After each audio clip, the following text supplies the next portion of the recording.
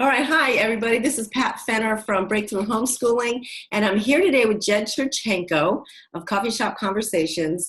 And I just wanted to have you peek in a little conversation that we were having together. I first met Jed a few years ago when I was blogging under Mom's Morning Coffee, and of course, with his Coffee Shop Conversations, we just found that we kind of fit together. But additionally, his blog centers around family and faith as well as psychology, and I've really found a lot of his materials very helpful. Even as we're talking about homeschooling with and parenting, with kids. So I wanted to talk to you about, and I wanted to talk to him and have him tell you about his latest book, Stress Busters and Mood Busters for Kids, and there will be an image of this below this video.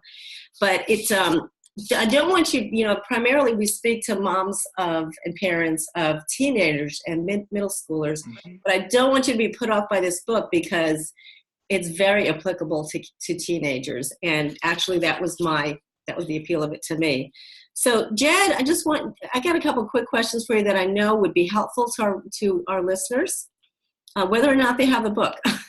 One of the things is you talk about the marshmallow experiment in your book, and I was wondering how if you could kind of summarize it and extrapolate it for teens. Absolutely. In fact, book was kind of fun to write because it let me dive further into this marshmallow experiment, which was something I had heard about, studied about in psychology classes, but never really knew the full story of. So now a lot of times they call it the Stanford Marshmallow Experiment because it was conducted at Stanford University and really took a while for it to take off. So now you can find repeat experiments on YouTube and all of that. But it started off with preschoolers, 4 and 5-year-olds, and a guy by the name of Walter Mitchell going in and doing a real simple experiment just to kind of see how kids handled stress and patience and all of that. And I brought my marshmallows with me. So the whole thing is basically this. Yes, I had to do it. I had some up in the cupboard. These are like old bonfire marshmallows. But the whole idea was this. You can have 1 marshmallow now or 2 marshmallows later. And I guess originally it wasn't even marshmallows. Kids were given a choice, like pretzel, cookie, marshmallow, and for whatever reason, just the marshmallow caught on. Sure. And so it sounds like in the original experiment, there was a room, called it the surprise room, because kids got to go in and kind of choose their surprise. So fun name for it.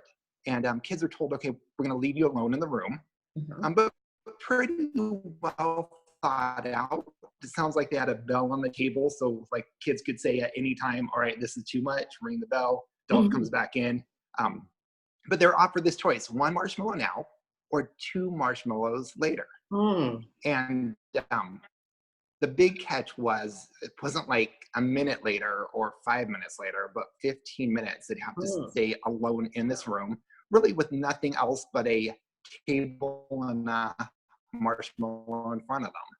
Wow. So, thinking back, I don't even know if I remember when I was 4 and 5 years old, but I do know that like 2 or 3 minutes used to feel like a long time. Yeah. And 15 minutes for a 4 or 5-year-old, that's like an eternity. Absolutely. And so researcher would take the plate with the marshmallow on it, put it on the table, and we'll leave the room and kind of see what happens next. And of course, some kids just grabbed the marshmallow, ate it right away. Other kids started squirming in their chairs a little bit. Some picked up the marshmallow, smelled it. Repeat experiments on YouTube are fun to watch, by the way, because you see kids licking the marshmallow, tasting it, pushing it away, sitting on their hands, scooching back and forth. Trying. But what they found out is about 1/3 of the kids were able to last the whole 15 minutes, about 1/3 of the kids who tried.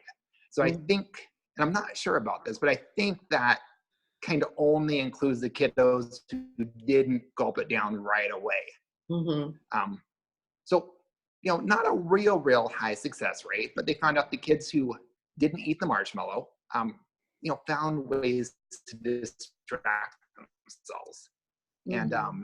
not always real sophisticated ways. Some were sticking Not their that fingers in their age. ears and in their nose, and yeah, but it worked. It worked. Others literally sat on their hands. They pushed the plate away. Some closed their eyes, and Mm-hmm. just in this repeat YouTube experiment, the expressions on the kids' face are just hilarious to watch, I because bet. some of these kids, you can tell they want that marshmallow so bad, and they're trying so hard. So really, it was just kind of a cool experiment, until a couple years later when the follow-up studies were done. Mm. And I believe it's been over 30 years of follow-up Wow. experiments. Wow. And what they found out is when they kind of dove into high school graduation rate, Mm-hmm. college success rate, marriage success rate, and even just kind of self-reports on how happy do you feel. Mm-hmm. Kids who didn't eat the marshmallow are really, you might even say, winning at life. They're the ones No. that are, graduating high school. They're the ones who are going to college, going to work, getting the raises, having happier marriages, longer lasting marriages. Hmm. And at So that's really first it interesting. seems like, oh, go ahead. I'm sorry. So to me, what that seems to be saying, or at least partly leading to, is that was a really, even though we laugh about it, thinking about kids and the marshmallows, but for the kids in the study, that was really stressful. I mean, I know Yeah. it's cute and everything, but for a 4-year-old, if I had a plate of chocolate in front of me, I don't know if I could wait 15 minutes. And Yeah. but the kids, apparently the ones that were successful, were able to find a way to deal with that stress, which it sounds like then set them up for future success. Would you summarize it maybe but like that? Yeah, absolutely.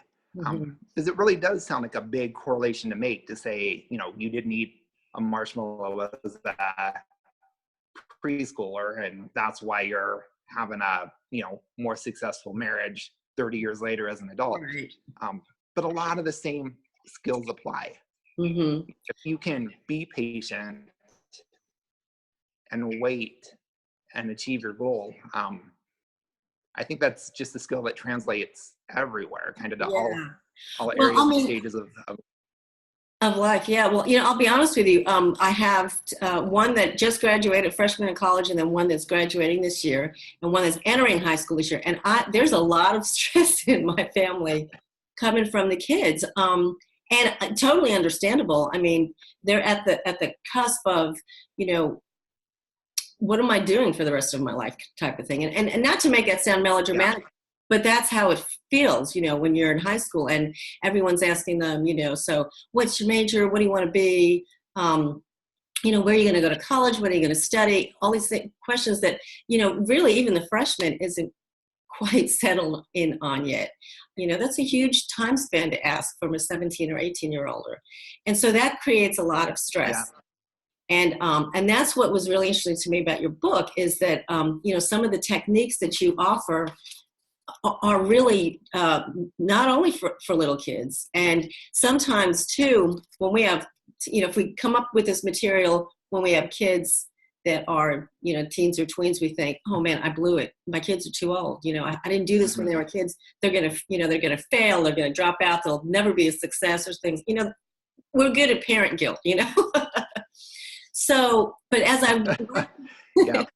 as I went through your book, I just found, some really helpful, helpful things that even for teens.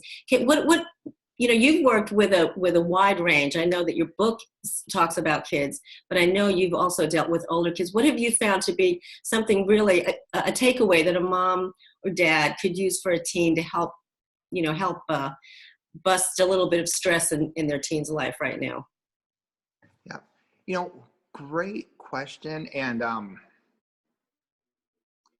sounds almost, I think, cliche or too simple. Mm. But it's funny. As a therapist, everywhere I go and look and study, just pausing, stopping, and taking that big, deep breath.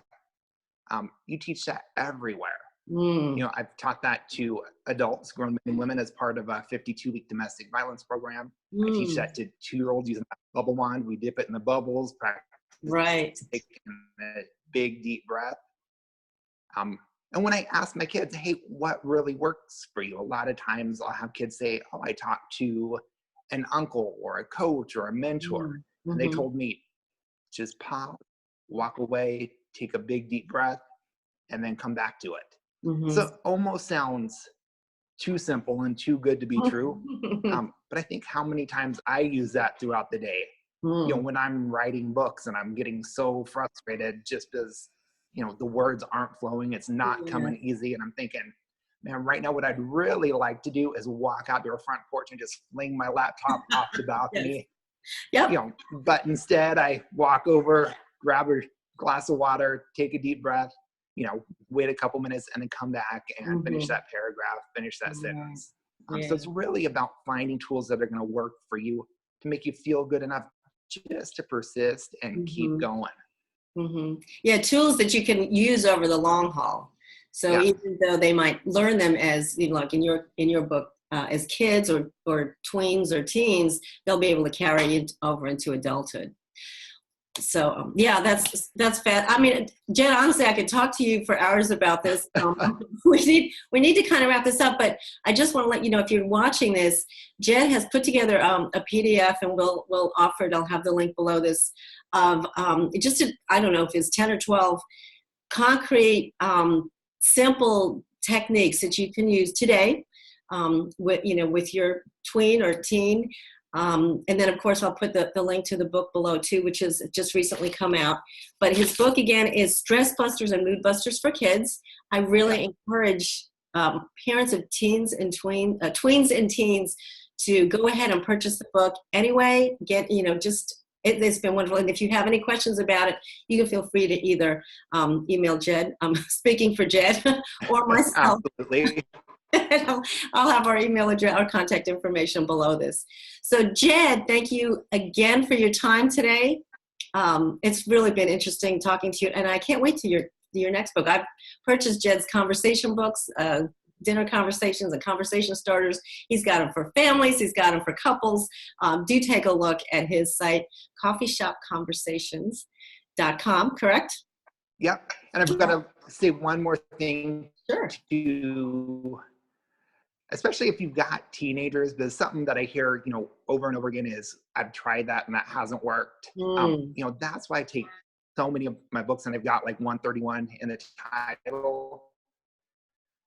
Because there's always something new to try. And I'm learning that it's not a one-size-fits-all approach. Right. So some parents are going to hear this whole, you know, take a big deep breath, and they're going to say, I tried it and it didn't work. And it may not work for your kid, or they may be in a place where it's not going to work right now. So I think I'd encourage you to keep going, keep trying something until you find something that works. It's a learning process, growing process, and it's going to be fun. Good. Yeah. Okay. Well, thank you. That's great. Thanks for your time. And we're going to thank you. We're going to cut this off, and we hope that it's been helpful for you. Keep in touch at breakthroughhomeschooling.com or CoffeeShopConversations.com. Take care. Thank you.